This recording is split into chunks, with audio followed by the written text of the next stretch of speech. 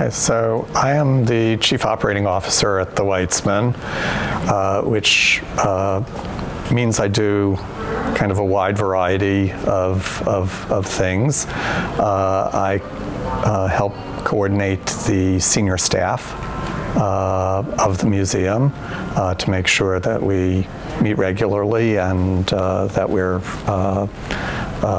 coordinating all of the different departments and activities of the museum. I directly oversee and supervise a number of departments within the museum, including the visitor experience unit, which receives and works with our visitors at the admission desk and making sure that they're, that the exhibits are prepared for them and so on. I oversee currently the curatorial and educational and programming staff, which are, the staff that actually deliver the experience of the Weitzman in terms of our fixed exhibitions, our educational activities, both on-site and in schools and other places around the region, and our public programs, which can take place in our theater or in other spaces of the building. I deal with a wide variety of administrative matters, everything from insurance to government relations,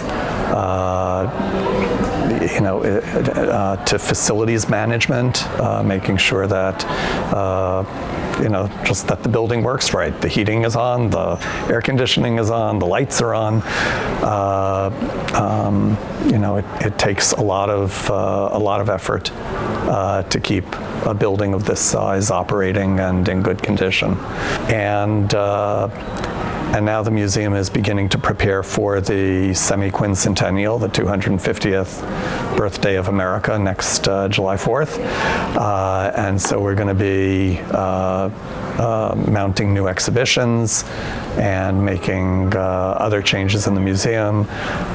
So all of those project management activities to make sure that everything that needs to be done to get the museum ready to open those exhibits for next year is, probably going to be a major part of my assignment now for the next, 12 months or so. Okay, so I was born in Erie, Pennsylvania, but grew up in North Carolina, and then for college I came up to New York, and after college, I found myself working, not intentionally at first, but in a Jewish community organization, UJ Federation of New York. And I found that to be a compelling work environment. I liked working in a Jewish-oriented nonprofit organization. And so basically it became my career path, and I've worked for Jewish organizations ever since. The Weitzman Museum on Independence Mall provides the opportunity to see the American Jewish experience in exhibitions, to learn about it through educational programs, and to enjoy Jewish culture through our public programming.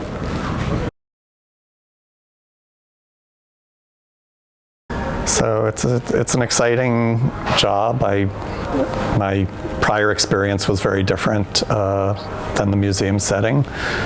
So it's really interesting to come and work in a place that's open to the public every day, and that is about telling a story. I've worked in more organizational and office type settings. So the Weitzman Museum is completely unique, actually. It's the only museum in America that's dedicated to telling the story of the American Jewish experience in its entirety. There are lots of museums that tell Jewish stories about particular cities or states, about Jewish culture and other aspects of Jewish life, but this is the only museum that views the entirety of Jewish history in America as being its focus. So, I think that's it's a hard question to answer, how Jews are regarded around the world. There are so many different levels to that. There's the individual level, how people relate to each other. There's how accepted they are by the societies in which they live, and there are aspects of personal interrelationships. And certainly in different parts of the world, in different countries, the experience of Jews differs enormously.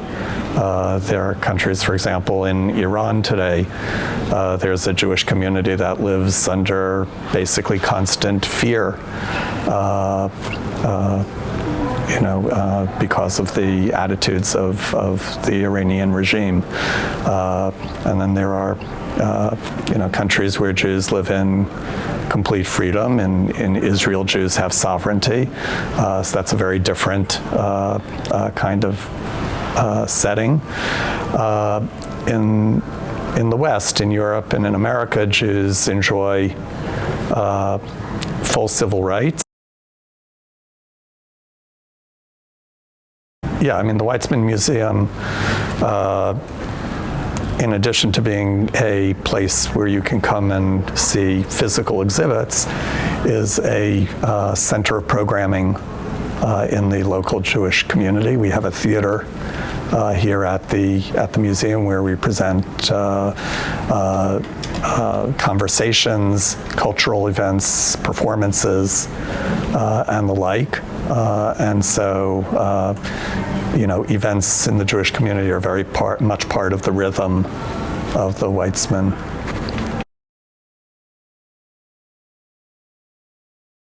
My favorite part of working at the museum, I guess, relates to the contrast with my previous experience.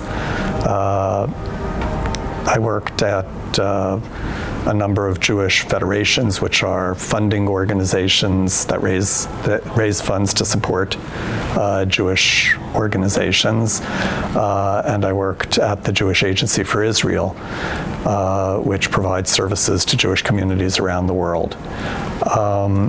In coming to the Weitzman, it's the first time that I've worked in a place that actively welcomes the Jewish public and the general public on a daily basis, where we have school groups coming in, visitors visitors to Philadelphia on Independence Mall, who drop in. Just a wide segment of the American public who come in and hear Jewish stories and Jewish experiences. And so it's really the first time in my experience that I've had the opportunity to be part of really interpreting the Jewish community to the wider American audience.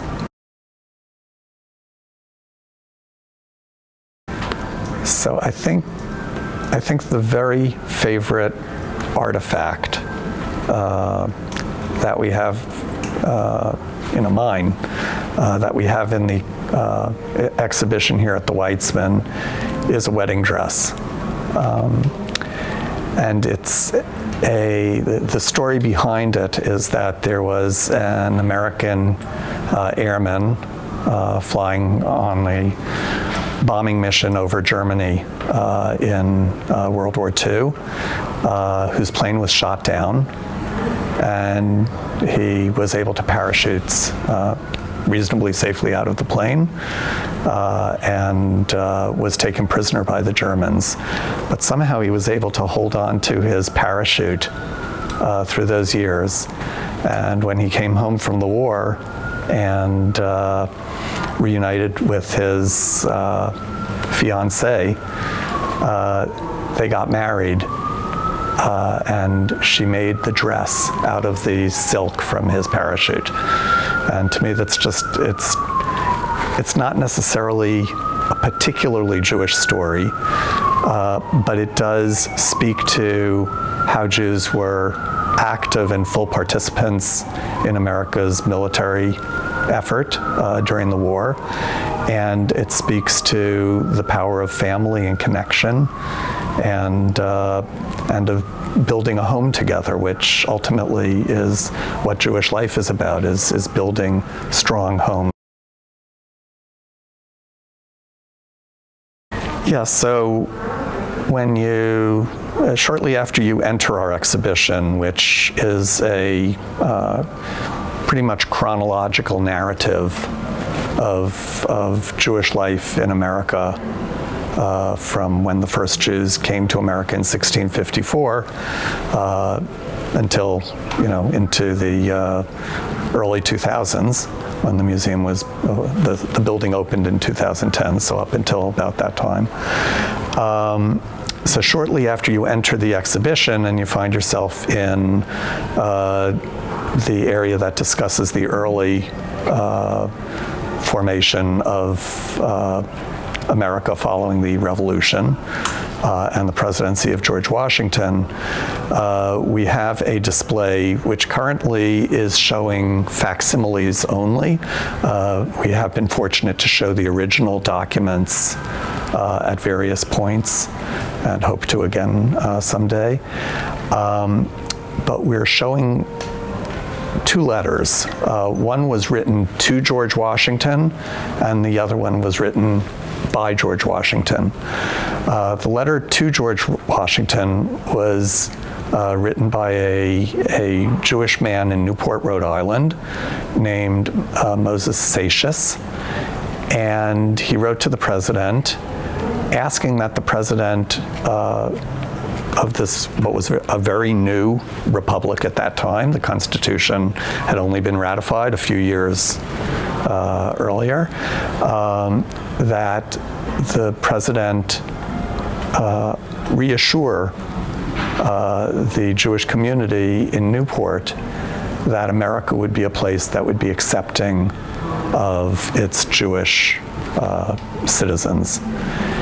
And President Washington wrote back a letter to the Jewish community of Newport, and he laid out in very clear terms, using a lot of references to biblical verses and language, that America would be a place where American Jews could feel safe. And he used the phrase that this would be a country that gives to bigotry no sanction, that this is a country whose official attitude is that all people are accepted equally. And it's a document that has just reverberated through now almost 250 years of American independence, and has really been the basis on which America became a welcoming home to millions of Jews who came from countries around the world. Well, we really appreciate that you chose to come to the Weitzman and help us tell our story. And we hope that this interview will inspire some other people to also come and enjoy everything that the museum has to offer. So thank you.